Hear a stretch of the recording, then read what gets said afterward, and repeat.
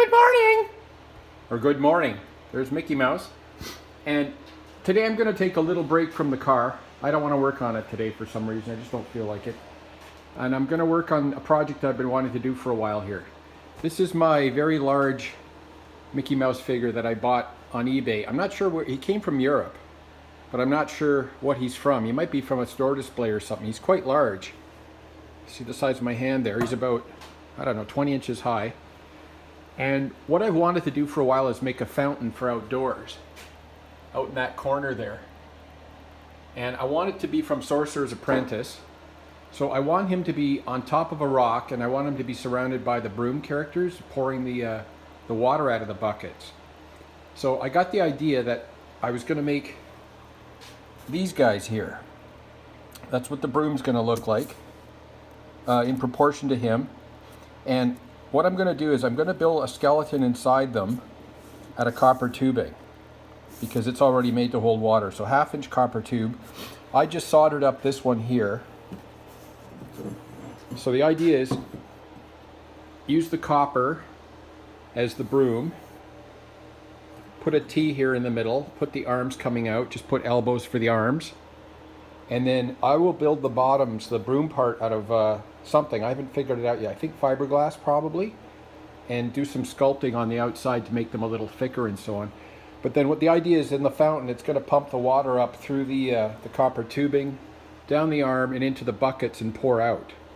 So first step, I've got to get the proportions of the broom guy here right. I've got to figure it out so it matches that, and solder his shoulder joint and then the elbow joints and the arms. So I'll work on that right now and see what I can do. All right, I've done some cutting and positioning here. So what you can see is his arm in the foreground holding the handle of the bucket, and the backhand supporting the bottom of the bucket. He's supposed to be pouring it out. So one of the problems I'm having with this is when I go to solder it, the solders aren't taking very well just because there's so many connections. It's acting like a heat sink. So I think what I'm going to end up doing is just mixing up some epoxy and putting it in the joints, because you have to remember this is all going to be covered with fiberglass or something afterwards.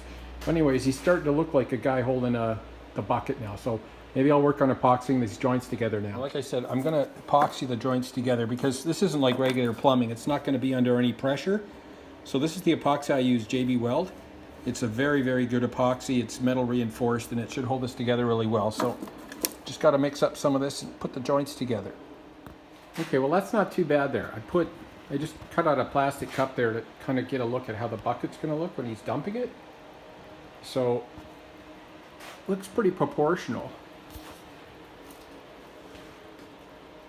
Yeah, so after I put the fiberglass in there, I'll have to sculpt hands. He'll be holding that with one big hand and holding the bottom with another big hand, obviously. So I think that's pretty good. The proportions look right.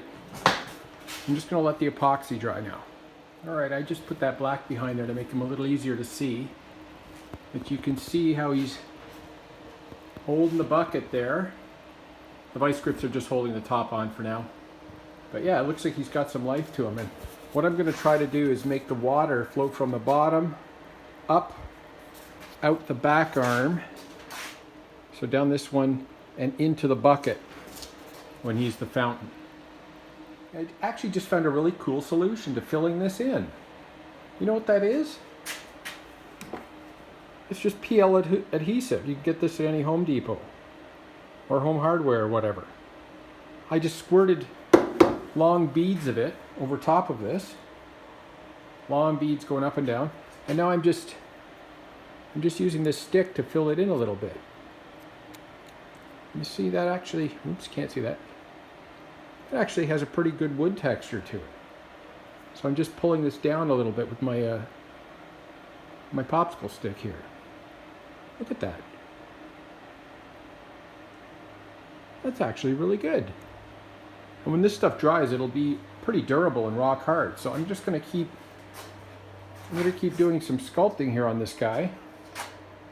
Try to get it as wood-like as I can, and then I don't even know if it needs anything other than just a color and a finish coat of some kind. I'll keep working on it. I'm going to continue sculpting here. It's actually It's actually looking a lot better than I thought it would, just using the PL. So I'm just dragging, as it stiffens up a little bit, I'm just dragging some lines in it here to look like wood texture. This is just, it's actually pretty fun.